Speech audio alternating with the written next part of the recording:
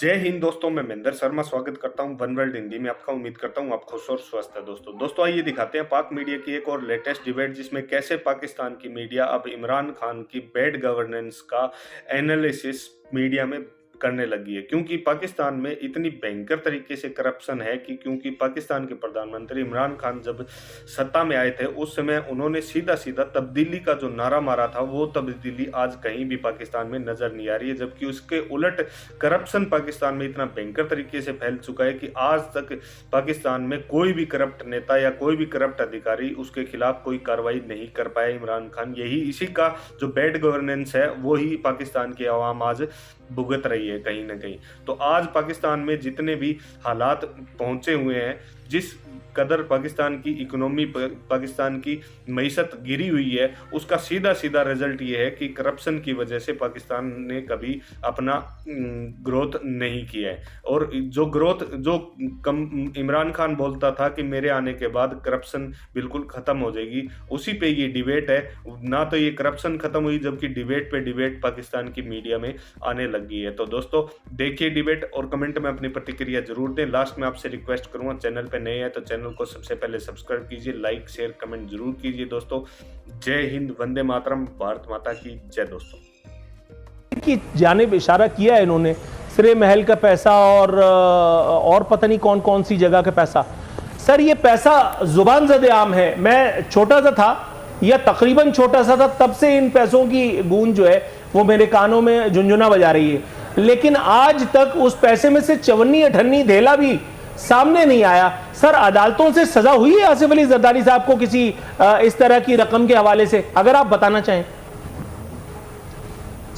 गुजारिश ये है कि ये कंटेनर पर हम सुनते रह गए कि 200 अरब डॉलर बाहर पड़ा है और वो लेकर आएंगे, 100 अरब IMF के मुंह पर मारेंगे और 100 अरब से हम डेवलपमेंट, ये सारी बातें करते रह गए। और फिर बड़े आराम से असद उमर साहब ने बाद में कह दिया जब इक़्तिदार संभाला कि जी वो तो सिर्फ एक सियासी हमारा बयानबाजी थी।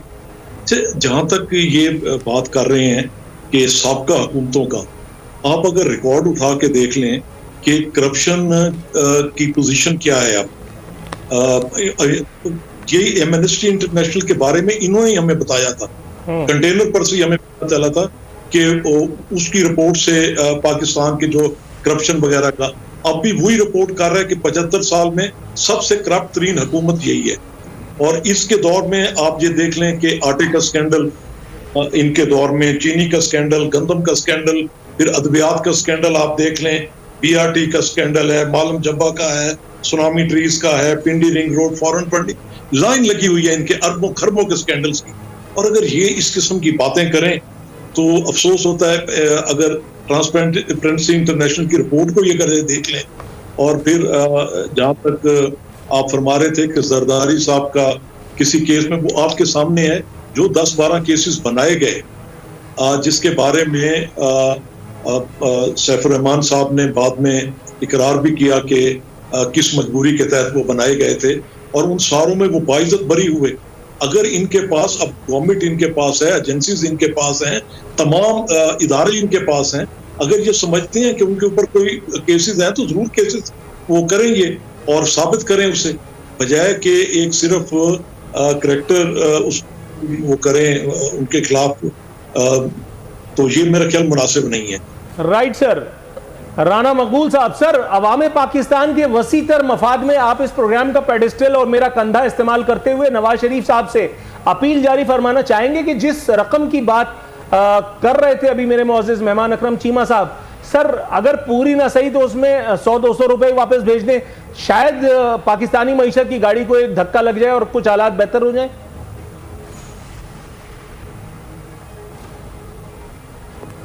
देखिए नूर आरफीन साहब, they are praying to the gallery. आप बात तो कुछ और है, इनको भी पता है। जिस तरह प्राइम मिनिस्टर को, जो थ्राइस प्राइम मिनिस्टर हैं, उनको विशिएट किया गया, विलिफाई किया गया, और जिस तरह का केस सुप्रीम कोर्ट में चलाया गया और जिस पे उन्होंने लाइफ टाइम जो है वो डिस्क्वालीफाई किया, ये किसी से ढकी छुपी बात है कि कैसे हुआ है? क्या दुनिया के किसी कानून में लिखा हुआ है कि राइट ऑफ अपील ख़त्म कर दिया जाए? ये है तो आपको पता है, इसकी बैकग्राउंड का भी पता है, पस मंज़र का भी पता है। तो हमारे दोस्तों को किसने सपोर्ट की है, वो समझते थे शायद ये डिलीवर करेंगे, इन्होंने बड़ी बुरी हद तक मायूस किया। अब वो जब ट्रायल कोर्ट में आया केस, तो मैं चीमा साहब से अर्ज़ करूँगा, पढ़े लिखे आदमी हैं, ये उसी फैसले का जो जज बशीर ने लिखा है, सफ़ा नंबर 172 और पैरा नंबर 2 पढ़ लें। उसमें उसने क्या लिखा है कि जी मेरे सामने कोई इनक्रिमिनेटिंग एविडेंस प्रोसिक्यूशन ने पेश नहीं की अगेंस्ट मोहम्मद नवाज शरीफ एंड मरियम नवाज, और इसलिए और इनके ख़िलाफ़ charges under 914 of accountability ordinance, यानी जो करप्शन और करप्ट प्रैक्टिस के हैं, वो साबित नहीं होते, इसलिए मैं इनको क्विट करता हूँ। ये ज़रा पढ़ लें। और फिर आखिर में जाके वो कन्विक्ट कर देते हैं। पता नहीं ये कैसे कन्विक्शन होती है, कोई ऐसी मासूमियत वाली बात है? बात कुछ और है, बनाई कुछ और जा रही है। वो उसका तो 1993 में मैं वहाँ था, तो उसके वालिद का टर्नओवर 14 बिलियन रुपीज़ था। उसका वो इतना बड़ा इंडस्ट्रियलिस्ट था, वो एक तरह का इनकलाब लेके आया था पाकिस्तान की इंडस्ट्री में। ये ऐसे विच हंटिंग कर रहे हैं आप,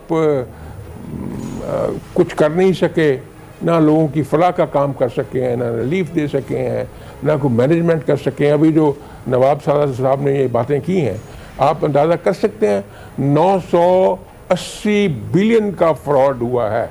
वो कौन खा गया? गंदम के स्कैंडल में, चावलों के स्कैंडल में, चीनी के स्कैंडल में, दवाइयों के स्कैंडल में, और पूरे 100 अरब का जो धांधली हुई है LNG के स्कैंडल में। आप क्या कहते हैं कि ये सारी बातें गलत हैं?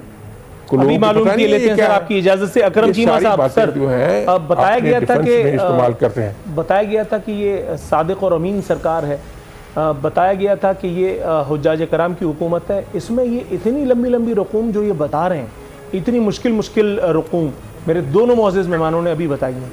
सर काइंडली इनको झुटला दीजिए, उसके बाद फिर मैं आपसे जो है वो झगड़ता हूँ। देखिए, मैं तो किसी भी चीज़ को झुटलाने की बात कर रहे हैं, तो मैं तो उसको झुटलाने के चक्कर में बिल्कुल भी नहीं हूँ।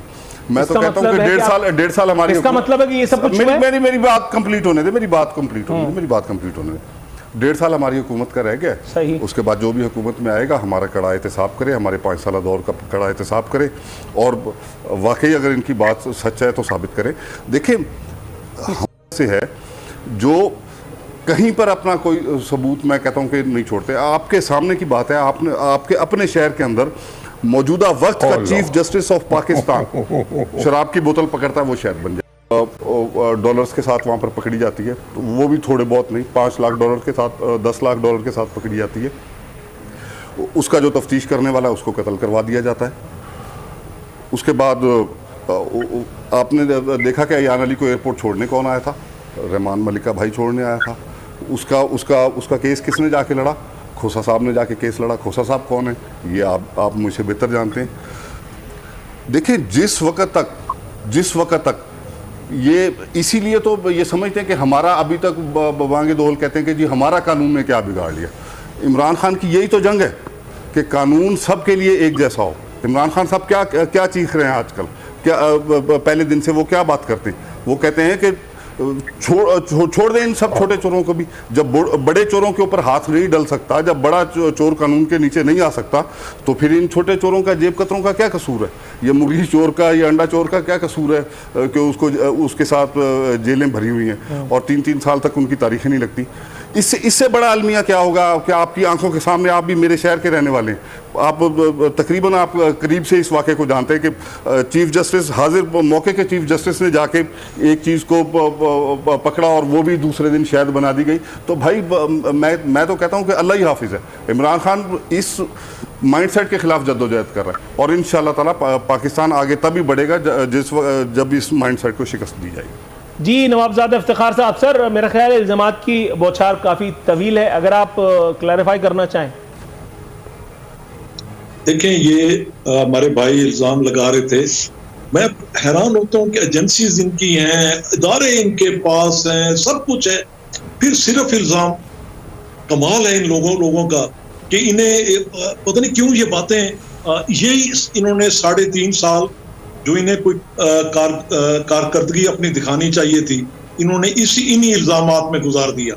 अयान अली का, फिर अयान अली के पता नहीं क्या क्या इन्होंने स्कैंडल्स बना दिए, वो भी सब इनका हुआ। फिर पता नहीं एक और खातून आई तनवीर जनानी के जमानी, या उनका कोई नाम, फिर उसमें से कोई बेटा हो गया सजावट, क्या क्या इन्होंने कहानियां बनाई, किस तरह टीवी चैनल्स पे ले आकर इंटरव्यूज कराए गए, सारा कुछ।